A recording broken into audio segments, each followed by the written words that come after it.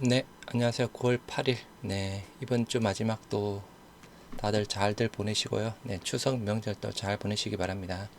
아까 말씀드렸던 대로 미 3대 지수 네 모두 한 1, 2%대, 특히 나스닥이 2%대에서 급등으로 마무리가 되었고요. 지금 현재 미선물 3대 지수 약간 혼조세 정도 여전히 보이고 있습니다. 그리고 원달러 환율 계속 이슈가 되고 있는 상황이죠. 어제 또 최고점을 또 경신했던 부분이었고, 달러 강세야 부분은 당분간 이어진다라고 하면서 연말에 1,450원 가능성도 이야기를 하고 있는 상황입니다. 그래서 조금 더 많이 본다 그러면 1,500원대까지 이야기를 하고 있는 또 그 전문가들도 있는데요. 여하튼 1,450원 가능성 충분히 또 열어져야 될 듯 하고요. 아침에 제약 바이오 섹터 쪽에 대한 하나투자증권의 보고서가 하나 나왔는데요. 일단은 셀트리온 헬스케어 환율 수혜 조금 받을 수 있다라는 그런 뉘앙스 부분입니다.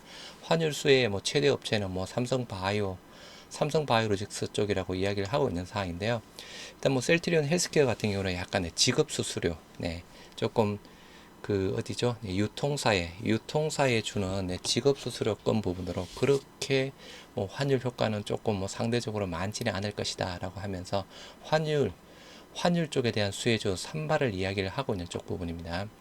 9월 8일 제약바이오에서 제약바이오 환율 상승의 영향과 수혜 업체라고 하면서 원달러 환율 급등의 제약바이오 산업의 영향, 달러 기반 매출의 비중이 높고 내 비용 등에서는 달러 비중이 낮아 달러의 순노출도가 높은 업체가 달러 원 환율이 높아지는 부분에서 수혜를 볼 수 있다라고 하면서 환율 상승 구간에서 유리한 삼성바이오로직스 부분을 이야기를 하고 있습니다. 그래서 이전 레포트에서 그죠, 삼성바이오로직스 쪽에 대한 부분 목표가 115만 원, 그리고 셀트리온 헬스케어 쪽에 대한 부분은 110만 원을 이야기를 하고 있었던 사항이었고요. 국내 제약 바이오 기업 중 달러 원 환율 상승 구간에서 가장 유리한 기업 삼성바이오로직스다. 이유를 한번 보시도록 하겠습니다. CDMO 계약은 대부분 달러로 이루어지므로 삼성바이오로직스의 매출액 대부분은 달러 기반이다. 매출 원가와 판관비로 구성된 비용은 크게 생산에 필요한 원부재료비, 인건비, 공장 설비에 대한 감가상각비로 이루어져 있다. 삼성바이오로직스의 경우 모든 공장이 한국에 위치하고 있어 인건비와 감가상각비는 원화 기준으로 발생한다.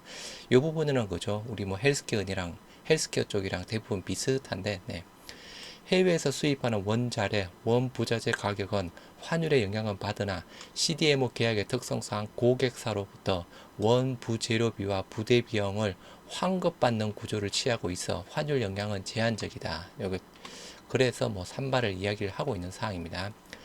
셀트리온 헬스케어 역시 매출액의 대부분이 해외 매출이다. 다만 달러 매출 비중은 약 50% 수준이며 비용에서 종업원 급여 부분 이거는 그거죠.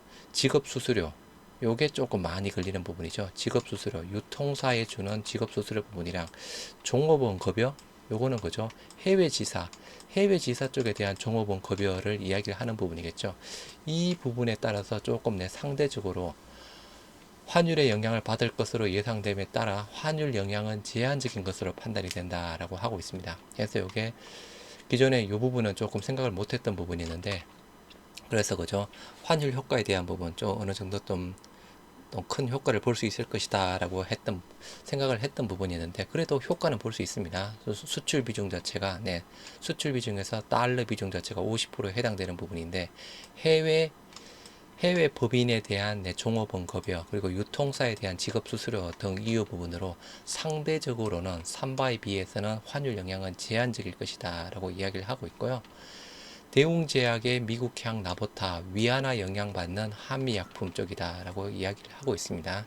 그래서 오늘 아침에 나온 제약 바이오 섹터 쪽에 대한 환율 상승의 영향과 수혜 업체 쪽에서 삼바 가장 큰 수혜를 보고 셀트리온 헬스케어도 어느 정도 수혜를 보는 부분이지만 수출 비중의 달러화 비중 50%밖에 안 되는 부분이고 인건비 있고 직업 수수료 있는 관계로 상대적으로 조금 덜 하다라고 이야기를 하고 있습니다. HLB 결과 오늘 8일날 7시 5분에 나온다고 했었죠. 지금 기사가 나왔습니다. 굉장히 또 좋은 또 기사가 나왔는데요. 한번 보시도록 하겠습니다. HLB, 리보세나립, 간암 치료제 사상 최장 환자 생존 기간을 달성했다라고 합니다. HLB는 표적 항암 신약 리보세나립의 간암 1차 치료제 임상 결과 전체 생존 기간 중앙값이 22.1개월에 도달하며 세계 최초로 20개월 벽을 넘어섰다라고 8일 밝혔다. 이는 간암 치료제 역사상 가장 높은 수치다. 유럽 암학회 개최 하루 전에 공개된 리보세나립과 면역 항암제 캄렐리즈와 병용 임상 3상 결과에 따르면 1차 유효성 지표인 중앙값, 전체 생존기간 중앙값이 대조군인 넥사바 대비해서 22.1개월, 넥사바는 15.2개월인데, 그죠?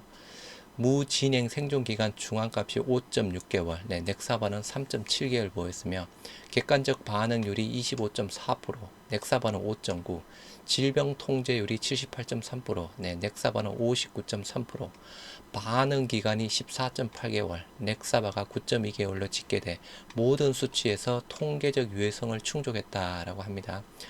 특히 위험 B는 전체 생존 기간에서 0.62, 무진행 생존 기간에서 0.52로 환자의 사망 위험을 40에서 50% 가량 크게 낮춰진 것으로 나타났다. 기존에 승인된 약물의 임상 결과 대비 가장 우수한 수치다라고 하면서 가장 월등한 임상 결과가 나왔습니다. 그레이드 3 이상 부작용으로는 고혈압, 손발 증후군 등 통상적으로 발견되는 징후들이 높게 나타난 것으로 보이나 해당 부작용은 약물 치료 등을 통해 관리 가능할 것으로 보인다. 논문 저자도 이번 임상을 통해 간암 1차에서 최초로 약물 조합이 우수한 약물 효능을 입증해 새로운 치료 옵션이 될 것으로 예상했다. 반면 공개된 키트루다와 렘비마 병용 임상의 경우 대조군 대비 유효성 입증에 실패했다. 이거는 미리 공개가 되었던 부분이었고, 그죠? 이게 실패함에 따라서 리보세나립 병용 3상 임상시험은 미국 FDA로부터 국가별 환자 구성 등에 대한 임상시험 프로토콜을 승인받아 미국, 유럽, 중국, 한국 등을 포함해 13개국에서 544명 환자를 대상으로 진행이 되었다. 여기에 또 관심들이 더 많이 쏠리고 있는 부분이죠. 리보세나립, 아무튼 여러 가지 암에 지금 계속 임상이 진행되고 있는 사항이고, HLB는 에스모 발표와 함께 신약 승인을 위한 허가 절차를 병행하고 있다. 지난달 미국 FDA의 프리-DNA 신약 허가 신청 전 사전 협의 미팅 신청을 완료해 늦어도 10월 중순 내로 미팅이 열릴 것으로 보인다. 리보세나립과 캄렐리즈바 모두 미국에서 희귀의약품으로 지적받아 신약 승인 신청 절차가 비교적 빠르게 진행될 것으로 예상이 된다. 장인근 부사장, 간암은 치료제 개발이 매우 어려운 난치성 질환으로 모든 암 중 발생 비율이 6번째 높은 반면 5년 생존율은 전체 암 평균의 절반 수준인 38%에 거쳐 다양한 조건의 환자들을 치료하기 위해 혁신 치료제 개발이 시급한 분야다. 리보세나립의 임상 결과 높은 반응률과 함께 환자의 생존 기간이 획기적으로 개선된 것이 확인된 만큼 조기에 신약 허가를 받을 수 있도록 최선을 다하겠다.